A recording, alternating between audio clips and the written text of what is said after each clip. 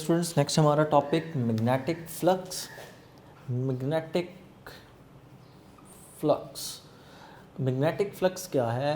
Electric flux की तरह जिस तरह आपने वहाँ सीखा कि number of electric field lines passing through a unit area is called electric flux, same उसी तरह हम ये कहते हैं कि number of magnetic lines of force passing through unit area, कि एक यूनिट एरिया में से जितनी लाइंस पास कर रही हैं, और इसमें एक कंडीशन है, उसमें कंडीशन ये है that the area must be perpendicular to the magnetic lines of force.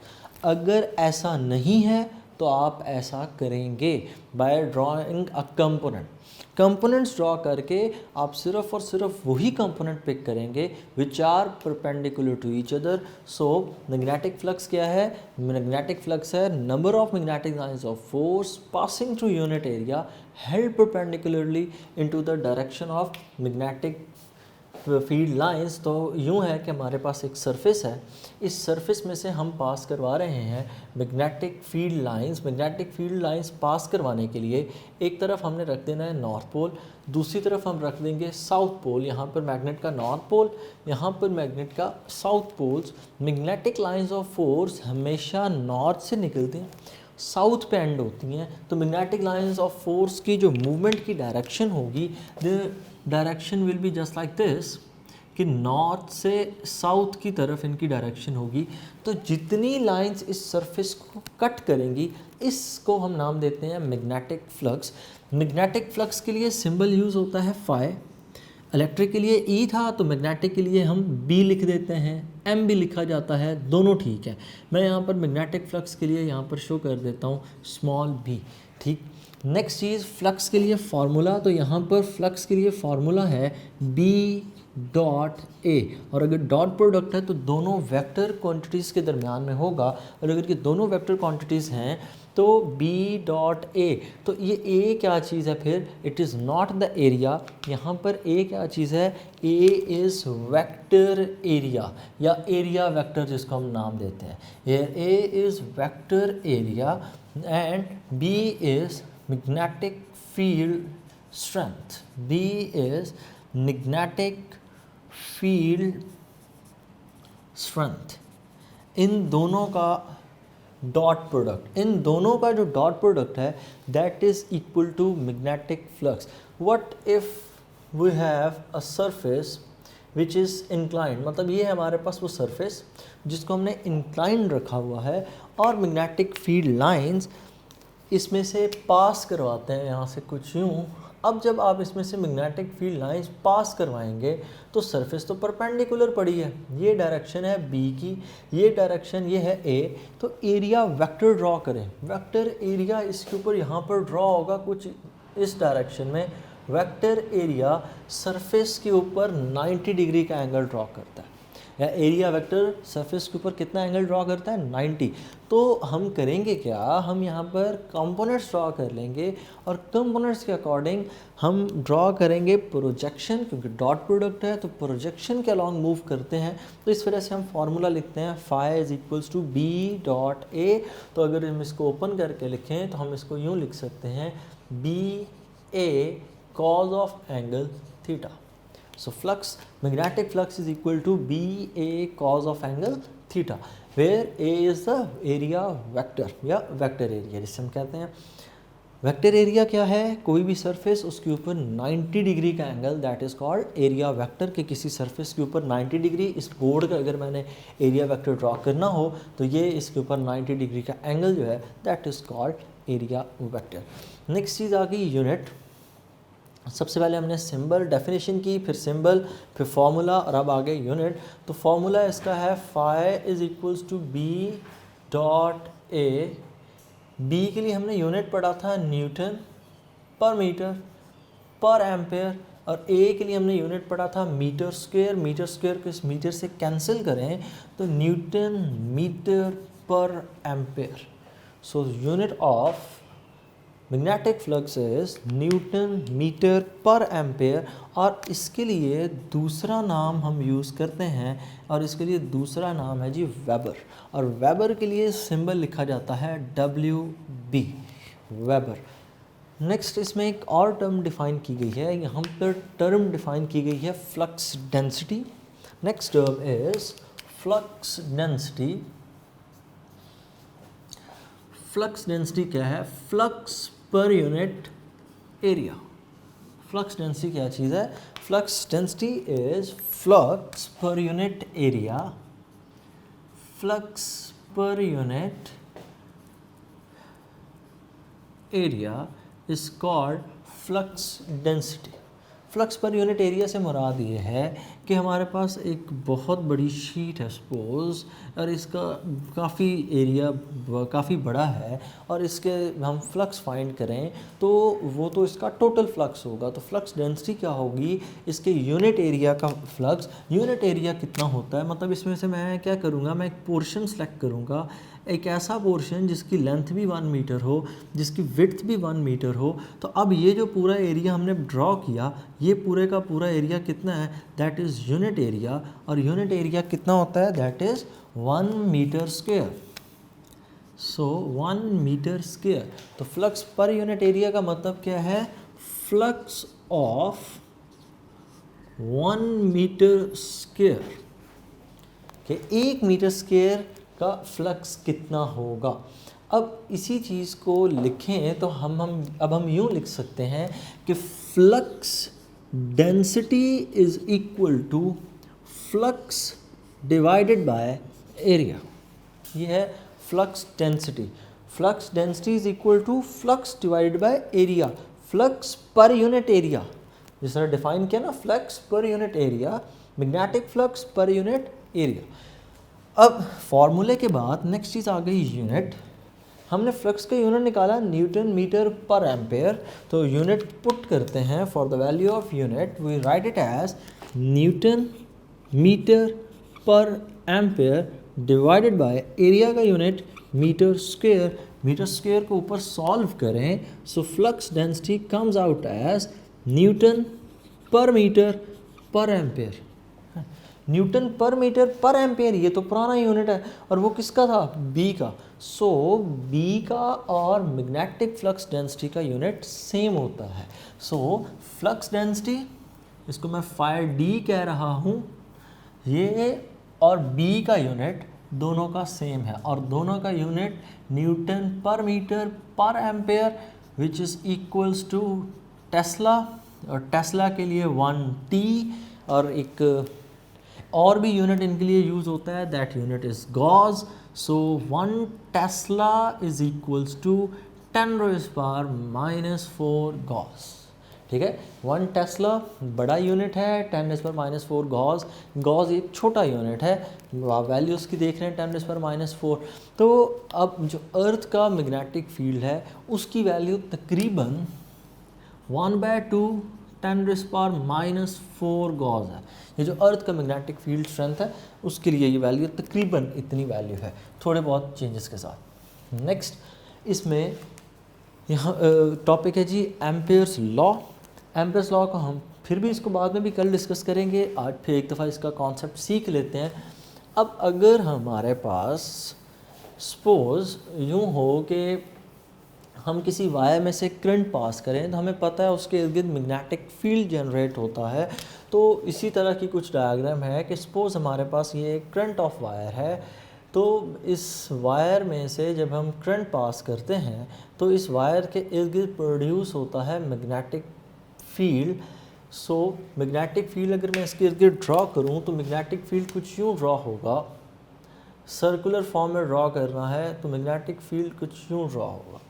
अब यूँ डायग्राम बनाई जाए तो इसको एक्सप्लेन करना नामुमकिन है मेरे लिए, तो मैं इसके लिए क्या कर रहा हूँ, मैं थोड़ी सी डायग्राम की ओरिएंटेशन चेंज कर रहा हूँ। और मैं ओरिएंटेशन चेंज करके ये कह रहा हूँ कि ये जो करंट की वायर है ये इस बोर्ड के परपेंडिकुलर है इनटू द प्लेन, और अगर ये इनटू द प्लेन है तो मैं इसके लिए यूज़ करूँगा क्रॉस। ठीक है, ये करंट वायर है, ठीक है, जो करंट को लेकर इनवर्ड मूव कर रही है। अब इसके इर्द गिर्द होगा मैग्नेटिक फील्ड, और मैग्नेटिक फील्ड की डायरेक्शन क्या होगी? मैग्नेटिक फील्ड की डायरेक्शन होगी एंटी क्लॉकवाइज। ठीक है, ये current of wire black colour में है जो करंट को लेकर बोर्ड के इनसाइड जा रही, इसके इर्द गिर्द मैग्नेटिक फील्ड होगा, और उस मैग्नेटिक फील्ड की डायरेक्शन क्या होगी जी? क्लॉकवाइज होगी। If you use right hand rule और नट रूल, स्क्रू रूल हमने पढ़ा था कि अगर मैं इसको इनटू द पेपर रोल करूं तो वो नट टाइट होगा, इसका मतलब वो नट मेरे से अवे जा रहा है और उसकी रोटेशन किस तरह होगी, क्लॉकवाइज। और इसी तरह अगर मैं स्क्रू को ओपन करूं तो वो करंट, इसका मतलब बाहर की तरफ आ रहा है। बहरहाल आप राइट हैंड रूल यूज़ कर लें, थंब यहाँ पर रखें और रोटेट करें तो it will be clockwise direction. Next चीज़ इसमें चलें, नेक्स्ट एम्पेयर ने क्या कहा था। एम्पेयर लॉ ये है कि जब आप इस सरफेस का मैग्नेटिक फील्ड स्ट्रेंथ फाइंड करते हैं तो मैग्नेटिक फील्ड स्ट्रेंथ हमारे पास वो इक्वल होती है B is equals to mu naught I over 2 pi R। असल में ये फार्मूला कहाँ से आता है, तो इस फार्मूले के पीछे बेसिक्स हैं हमारे पास। ये फार्मूला कुछ यूँ है कि हमने पढ़ा था B depends upon the current, कि जितना ज़्यादा मैग्नेटिक फील्ड स्ट्रेंथ होगी करंट की वैल्यू उतनी, करंट जितना ज़्यादा होगा मैग्नेटिक फील्ड स्ट्रेंथ उतनी ज़्यादा। B is directly proportional to current. दूसरा, B is inversely proportional to the radius. Radius किस चीज़ का, कि आप वायर से कितना दूर हैं, ये जो रेडियस है दैट इज़ रेडियस R। तो अगर हम इन दोनों को कंबाइन कर दें, it is written as B is directly proportional to I over R। Proportionality का साइन अगर हम ख़त्म कर दें, कांस्टेंट लगाएं, तो यहाँ पर कांस्टेंट लगता है B is equals to mu naught over 2 pi. ये है constant, mu naught over 2 pi यहाँ पर क्या चीज़ है, कांस्टेंट।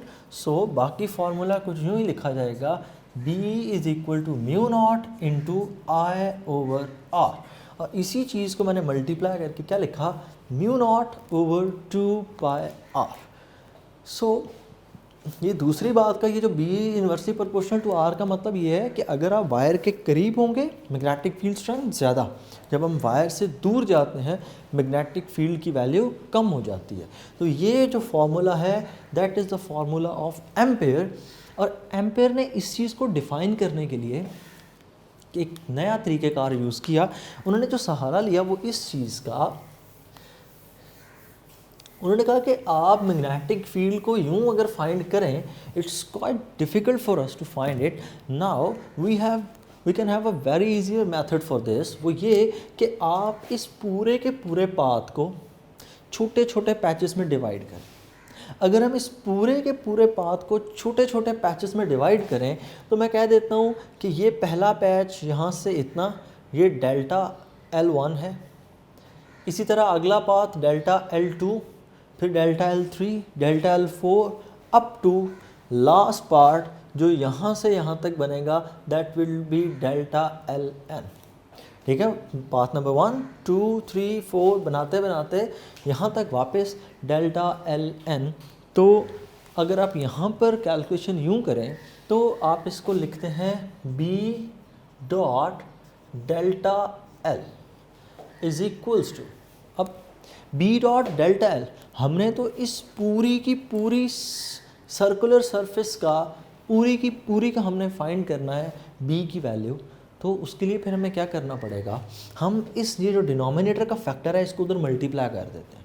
डिनोमिनेटर का फैक्टर ही क्यों मल्टीप्लाई करना, उसकी वजह ये है कि ये एक सर्कल है और सर्कल का जो सर्कमफ्रेंस होता है that is equals to 2 pi R। ठीक हो क्या, तो अगर हम इस 2 पाई R फैक्टर को उधर मल्टीप्लाई कर दें, मतलब इस पूरी की पूरी सरफेस के लिए, वैसे तो हमने एक पैचेस के तौर पे चलना था B डॉट डेल्टा L, और इसको अगर मैं ओपन करता तो ये होना था B delta L cause of angle theta, और इसकी वैल्यू आ रही थी म्यू नॉट I। अब आपको पता होना चाहिए why it comes as mu naught I, because हम डेल्टा L को अल्टीमेटली जब हम सारे के सारे पैचेस को कंबाइन करेंगे, क्योंकि एक पैच को करेंगे तो B डॉट डेल्टा L1, अभी मैं अगर एक एक पैच के हिसाब से चलूँ तो ये होगा डेल्टा L1, यहाँ पर 1 पुट हो जाएगा। जब मैं दूसरे पैच के लिए करूँगा तो उसके लिए हम लिख देंगे B dot delta L2, B delta L1 cos theta. Third patch के लिए करें B delta L3, B delta 3 cos of angle theta. यूं ही चलते चले जाएं तो b dot delta L N will be equal to b dot delta L three, sorry dot नहीं है यहाँ पे, b delta L three N cos of angle theta. अब हमने अगर पूरी की पूरी सरफेस में ये वैल्यू फाइंड करनी हो तो हम पूरी की पूरी सरफेस की इस वैल्यू को ऐड कर दें। तो ऐड करने के बाद हमारे पास आंसर कुछ यूँ आना चाहिए, b dot delta L N, और ये एल एन तक सारे ऐड हो गए ना, तो आप इसको यूँ लिख दें summation by adding all these. अगर इन सबको मैं ऐड कर लूँ, so summation initial value is equal to 1, final value is equal to n, and b dot delta l initial value के लिए आए। ये रूल है लिखने का, याद रखिएगा। जब आप n नंबर ऑफ वैल्यूज़ को ऐड कर रहे हों तो उसका रूल ये होता है समेशन मतलब addition, i is equals to 1 मतलब इनिशियल वैल्यू 1 से शुरू कर रहे हैं और ऊपर हम फाइनल लिमिट लिखते हैं n। ये बात आपने सीख रखी है, प्रीवियस क्लासेस में हम इस चीज़ को प्रैक्टिस करते रहे। So summation i is equals to 1 and final limit is equals to, अब ये सारे का सारा किसके इक्वल होना चाहिए? It should be equal to mu naught i। This all should be equal to mu naught i।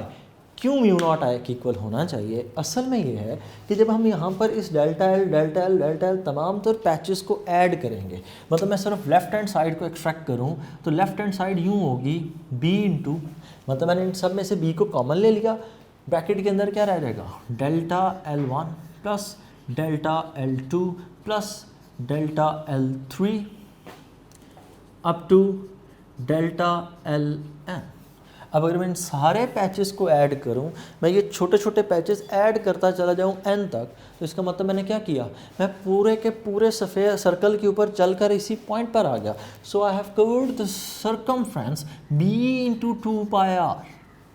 वो 2πr वाला फैक्टर इधर मल्टीप्लाई हो गया आके, ये जो फैक्टर था 2πr, ये फैक्टर उधर आकर मल्टीप्लाई हो गया in the form of delta l। So b dot delta l comes out as mu naught i। So we can write it as कि ये पूरे का पूरा this equation is known as Ampere circuital law. यही वजह है, इसी basis की वजह से हमने करंट का जो यूनिट रखा वो एम्पियर है, सिर्फ और सिर्फ अपने साइंटिस्ट एम्पियर को क्रेडिट देने के लिए। एक मरतबा फिर मैं इसी चीज़ को रिपीट कर दूँ, यूँ है कि आपके पास एक वायर है, इस वायर में आपने कंसिडर किया कि करंट फ्लो कर रहा है इनटू द प्लेन, मतलब ये वायर थी करंट लेकर इस डायरेक्शन में मूव कर रही है into the plane. There will be a magnetic field around it and its magnetic field will be in clockwise direction according to right hand rule और द स्क्रू टाइट रूल, जो है कि screw को जब हम टाइट करेंगे वो screw tight होते वक्त हमारे से अवे मूव करेगा और वो घूम किस तरह रहा होगा, क्लॉकवाइज घूम रहा होगा। तो आप उस तरह से भी डायरेक्शन फाइंड कर सकते हैं। अब हमने इस डिस्टेंस के ऊपर जाकर मैग्नेटिक फील्ड स्ट्रेंथ को कैलकुलेट किया तो हमें पता चलता है कि magnetic field strength is directly proportional to current. Magnetic field strength इस आई के डायरेक्टली प्रोपोर्शनल है and magnetic field strength is inversely proportional to R, कि आप जितना दूर वायर से जाते जाएंगे मैग्नेटिक फील्ड उतना कम हो जाएगा, और करंट जितना ज़्यादा रखेंगे मैग्नेटिक फील्ड उतना स्ट्रॉन्ग, करंट जितना कम होगा मैग्नेटिक फील्ड उतना वीक। अगर हम इन दोनों चीज़ों को इकट्ठा कर लें, कंबाइन कर लें, तो we can write it as B is directly proportional to I over R। So अगर हम इन दोनों को कंबाइन करें, B is directly proportional to I over R, B is equal to mu naught over 2π into I over R। Proportionality ख़त्म, constant लग गया, constant mu not है। और इस म्यू नॉट का मतलब क्या है? Here mu naught is permeability of free space, permeability of free space, permeability of free space का मतलब ये है कि अगर वायर में से करंट पास कर रहा है ना, तो करंट पास करते वक्त अगर आप बीच में कोई मीडियम रखें तो तब कितनी एबिलिटी, परमिशन, एबिलिटी, ठीक है ना, परमेबिलिटी का वर्ड निकला हुआ है जी परमिशन से, कि उसके पास कितनी एबिलिटी है इफ़ेक्ट करने की। और इस म्यू नॉट की वैल्यू होती है 4 pi into 10⁻⁻7 weber per ampere per metre, ठीक है, 4 pi into 10⁻⁻7 weber per ampere per metre. Next चीज़, अब यहाँ से आगे जहाँ पर आपको मसला होता है, क्योंकि बुक पे ये टॉपिक प्रॉपर नहीं है इसलिए आपको लगता है कि ये बहुत मुश्किल है, तरतीब से फिर से सुन लें। इसके बाद हमने क्या किया, ये बी की वैल्यू थी, ये हमारा कोई फाइनल रिज़ल्ट नहीं है, हमारा फाइनल रिज़ल्ट ये है। हमने इसको सीखना है कि यहाँ तक हम कैसे पहुँचते हैं, क्योंकि बुक पे एक स्टेप ये लिख दिया गया शायद और एक ये लिख दिया गया डायरेक्ट, तो आपको समझा दिया जाता है एम्पेयर सर्किट लॉ, ऐसा नहीं है। अब हमने किया क्या, इस वायर में से जो करंट पास कर रहा था इसके इर्द गिर्द बना मैग्नेटिक फील्ड। हमने इस मैग्नेटिक फील्ड की एक लाइन को फॉलो किया, एक उसका कॉन्सेंट्रिक सर्कल चूज़ किया और हमने इस सर्कल को छोटे छोटे पैचेस में डिवाइड किया in order to find the whole effect, combine effect. तो जब छोटे छोटे पैचेस में डिवाइड किया तो पहले पैच के लिए हमने लिखा B dot delta L1 is equal to B delta L1 cos theta, दूसरे पैच के लिए लिखा B delta L2 cos theta, and so on करते करते एन तक हमने लिख लिया। अब हमने किया क्या, कंबाइन इफेक्ट निकालने के लिए, मतलब पूरी की पूरी इस लाइन का इफेक्ट निकालने के लिए हमने सारे को ऐड कर लिया। सारे को ऐड करने के लिए इनिशियल वैल्यू हमारी क्या है 1, फाइनल वैल्यू हमारी क्या है n, इन सबको हमने किया add. Left hand side add कर रहे हैं, लेफ्ट हैंड साइड से मैंने क्या कॉमन ले लिया, b सब में कॉमन है, कॉमन ले लिया। Delta L1 plus delta L2 plus delta L3 up to delta Ln, ये सारे के सारे ऐड हो गए। अगर मैं इन सारे पैचेस को ऐड करता चला जाऊँ इसका मतलब मैं यहाँ तक वापस पहुँच जाऊँगा अपनी इनिशियल स्टेट पे।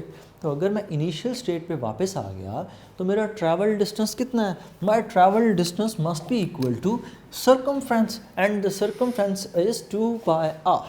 सो मेरा जो पूरे का पूरा पाथ ट्रैवल हो गया दैट इज़ 2 पाई r। तो अगर मैं अपनी वैल्यू पुट करूं जैसे कि मैंने किया था, मैंने कहा इस फॉर्मूले में ये म्यू नॉट की इक्वल किस तरह है, वो इस तरह से है कि मैंने लिखा हुआ है b dot delta L। b की वैल्यू मैंने क्या निकाली थी, म्यू नॉट आई ओवर 2 पाई r, b की जगह पुट हो जाएगा म्यू नॉट आई over 2 pi r delta L। Delta L पूरे के पूरे पाथ का डिस्टेंस, क्यों, क्योंकि वो बाहर ऐड हो रहा है ना, तो पूरे के पूरा path that is equal to 2 pi r multiply by 2 pi r, ये कैंसिल, सिर्फ और सिर्फ क्या रह जाएगा म्यू नॉट आई। ये है एम्पेयर सर्कुलर लॉ कि जब आप किसी सरफेस का सर्कुलर पाथ के ऊपर फाइंड करते हैं टोटल वैल्यू तो वो हमारे पास किसकी इक्वल आती है, that comes out as mu naught times I. जिस तरह आपने इलेक्ट्रोस्टैटिक्स में पढ़ा था गॉस लॉ, मैग्नेटिक के केस में ये उसका बिल्कुल आप यूँ समझ लें उसके पैरेलल है, म्यू नॉट आई। अब इसी चीज़ को हम यूज़ करते हैं एक सोलेनॉइड के ऊपर और वहाँ से अपने रिजल्ट्स गेन करने की कोशिश करते हैं। सोलेनॉइड क्या है, हमारे पास एक करंट कैरिंग वायर है जिसको हमने लूप्स की शक्ल दे रखी है, और जब हम इसको लूप्स की शक्ल देंगे तो ऑब्वियसली इसमें जो मैग्नेटिक फील्ड होगा वो आपस में ऐड अप हो जाएगा, so it will behave like a magnet and it is called an electromagnet, कि जब तक उसमें से करंट पास करेगा there will be magnetic field and so on. So अगर मैं उस मैग्नेट को ड्रॉ करूं तो वो मैग्नेट मैं कुछ यूँ ड्रॉ कर रहा हूँ, ये है मेरे पास सोलेनॉइड,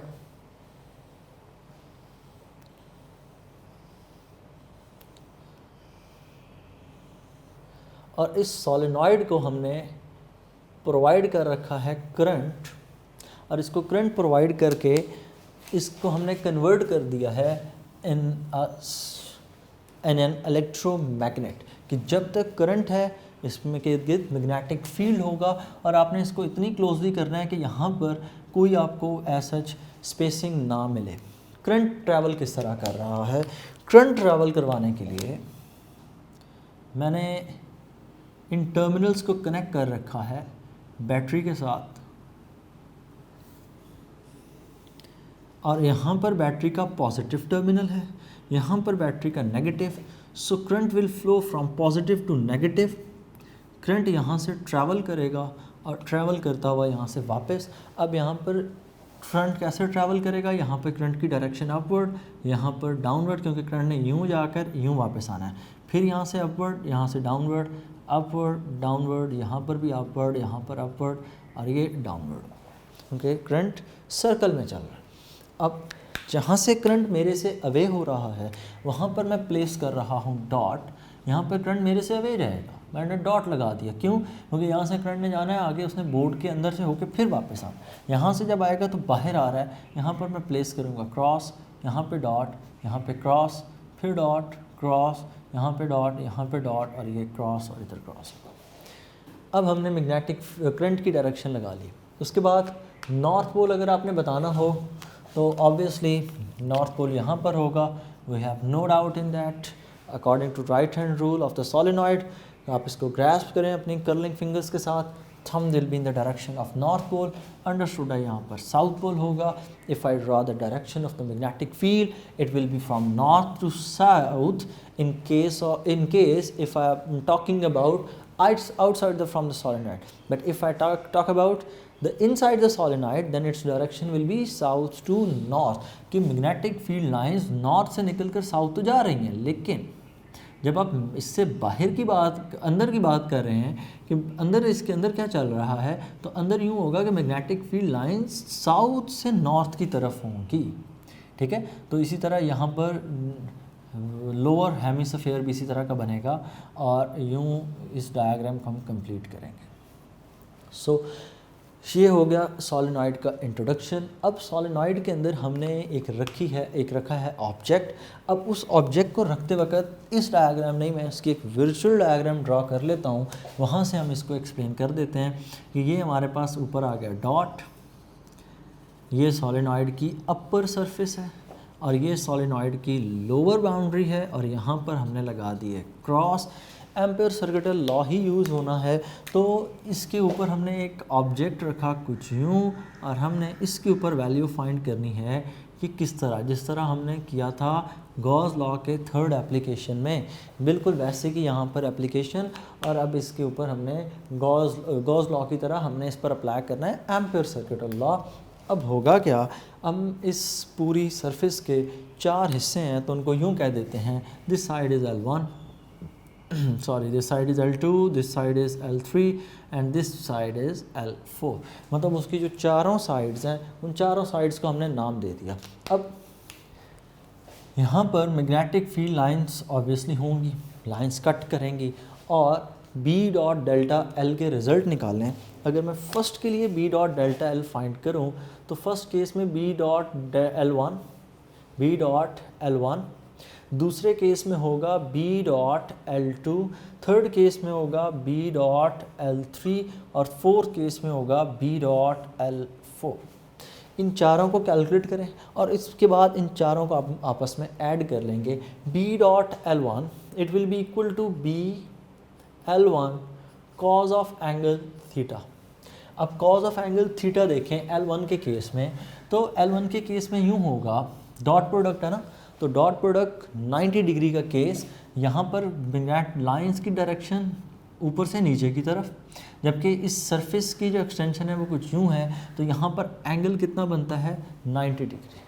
डॉट से क्रॉस की तरफ आपने आना है ना, तो यहाँ पर एंगल कितना आ गया 90 डिग्री। जब मैं कॉस 90 पुट करता हूँ तो B डॉट डेल्टा L1 के लिए मेरे पास जो आंसर आता है that answer will be equal to, sorry यहाँ पर जब आपने पुट करना है B डॉट डेल्टा L1, तो B डॉट डेल्टा L1 ये अब सरफेस के अंदर है, और दूसरा यहाँ पर हमने डॉट प्रोडक्ट एरिया वेक्टर के हिसाब से लेकर चलना होता है, तो वो दोनों की डायरेक्शन क्या आएगी पैरेलल, दोनों की डायरेक्शन क्या आएगी पैरेलल। तो जब पैरेलल होगी तो कॉस कितना पुट होगा 0, सॉरी फॉर दिस, तो यहाँ पर आंसर आएगा BL1।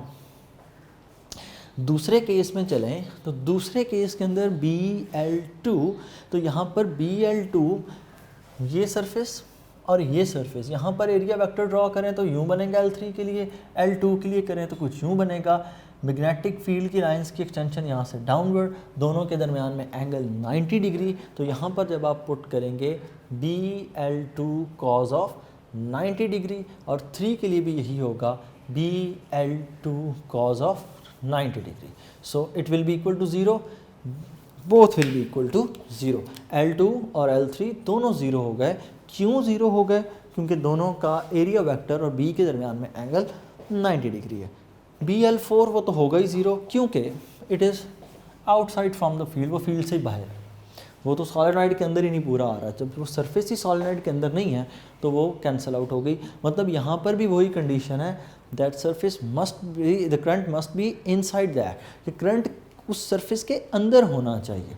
नेक्स्ट, अब आगे ये सरफेस, सिर्फ और सिर्फ इस सरफेस की वजह से हमें वैल्यू फाइंड करनी है। तो इस सरफेस के अंदर जो वैल्यू होगी, that value should be equal to mu naught times of current, क्योंकि अगर हम इन चारों को ऐड करें तो चारों को ऐड करके हम यूँ लिख सकते हैं sigma I is equals to 1। अब मैक्सिमम वैल्यू कितनी है? 4। मैक्सिमम वैल्यू कितनी है जी? 4। तो यहाँ पर जब हम कैलकुलेट करेंगे तो हम इसको लिखेंगे B dot L1 is equals to BL1, और हमने पढ़ा था B इंटू L1 ये किसकी इक्वल होता है? That is equal to mu naught I। तो यहाँ पर हम लिख देंगे mu naught I, mu naught times total current, mu naught into total current, ये हो गया इनका सम। नेक्स्ट, अब यहाँ पर हमने ड्रॉ की थी लूप्स। अब एक लूप है, 2 लूप्स हैं, 3 हैं, 4 हैं, तो यूँ तो बहुत बड़ी वैल्यू हो जाएगी। तो हमें इस बात का मतलब अब ये है कि जब हमने एम्पेयर लॉ पढ़ा तो हमने एक ही वायर की बात की थी। अब जाहिर बात है जब 2 वायर्स आ गई, 2 डॉट्स इकट्ठे आ गए या 2 क्रॉस इकट्ठे आ गए, तो इस केस में क्या होगा? इस केस में इनकी वैल्यू आपस में ऐड अप होगी। कहने का मतलब ये कि ये डॉट इसमें एडिशन करेगा, ये इसमें एडिशन करेगा, तो यूँ वैल्यू हमारी बढ़ती चली जाएगी। और कितनी बढ़ जाएगी? ये तो n टाइम्स हो जाएगी। तो n टाइम्स तो टोटल नंबर ऑफ टर्न्स, यहाँ पर मैं कह देता हूँ टोटल नंबर ऑफ टर्न्स, ये जो सॉलिनॉइड के टर्न्स हैं, total number of turns that is equals to total number of turns, ये इक्वल होंगे जी कैपिटल N। ठीक है, और हम जिस चीज़ में इंटरेस्टेड हैं, हम इंटरेस्टेड हैं फाइंड करने में कि total number of turns per unit length. जो number of turns per unit length हैं, number of turns per unit length, इनको हमारी बुक पे नाम दिया जाता है number of turns per unit length. Per unit length का मतलब ये है कि 1 मीटर के अंदर, 1 मीटर लेंथ के अंदर कितने टर्न्स हैं, तो इस चीज़ को हम नाम देते हैं n का, number of turns per unit length. और ये किसकी इक्वल होता है? n/L। तो एक स्पेसिफिक यूनिट के अकॉर्डिंग चलने के लिए हम यूज़ करते हैं number of turns per unit length. तो इस चीज़ को जब हम लिखेंगे तो हम इस चीज़ को यूँ लिखते हैं mu naught times total current, mu naught NI। कैसे?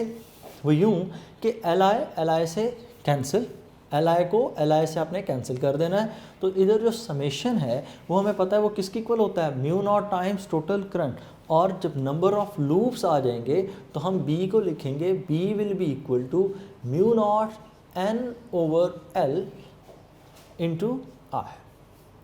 ठीक है, B is equals to mu naught N into I/L, number of N/L, यहाँ पर N capital, number of turns per unit length. और अगर number of turns per unit length को हम simple way में लिखें तो हम कह सकते हैं B is equal to mu naught NI। ठीक है, हमने सिंपल n क्यों नहीं यूज़ किया टोटल नंबर ऑफ टर्न्स? वो इसलिए कि हर वायर में टर्न्स की तादाद एक जैसी नहीं होती। तो एक जैसा पैरामीटर रखने के लिए, एक जैसी कैलकुलेशंस करने के लिए हम फिर उसके लिए यूज़ करते हैं B is equal to mu naught NI, small n मतलब number of turns per unit length. तो ये था हमारा टॉपिक एम्पेयर्स लॉ और साथ उसकी एप्लीकेशन। अल्लाह हाफ़िज़।